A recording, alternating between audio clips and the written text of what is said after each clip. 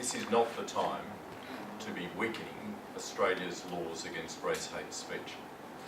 It's the second time in the course of the Abbott-Turnbull government that ethnic communities around Australia have been called on to send a very clear message to this government that the laws should not be weakened.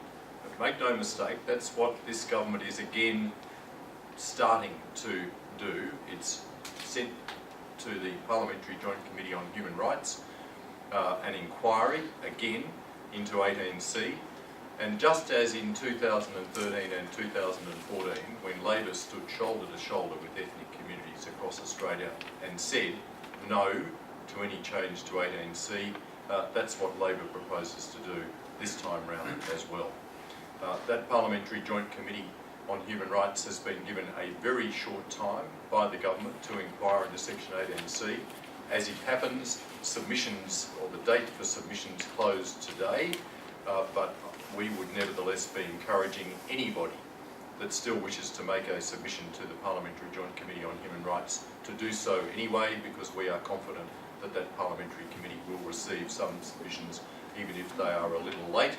I'm going to give the email address that people can send submissions directly to the committee, which is 18C, capital C, inquiry @aph.gov.au,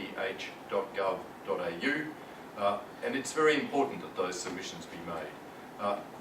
Very often the most powerful argument that can be made against weakening our race hate laws is the telling of personal stories.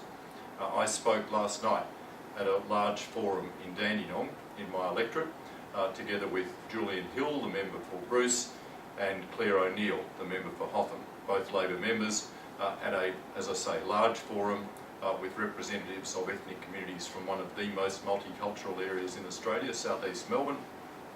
And part of that forum, other than the speeches by, good speeches by my parliamentary colleagues and from Hugh Kretzer from the Human Rights Law Centre, were personal statements that were made by very many people in the audience last night, personal statements that actually make me angry about abuse that still today in 2016 that any Australian resident should be experiencing abuse because of the colour of their skin is wrong.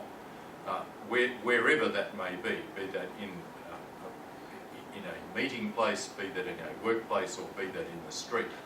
And the fact that people are still able to tell those regrettable personal stories tells us that this is not the time to be weakening the protections that we have in Australian law that stop and draw a line against race hate speech.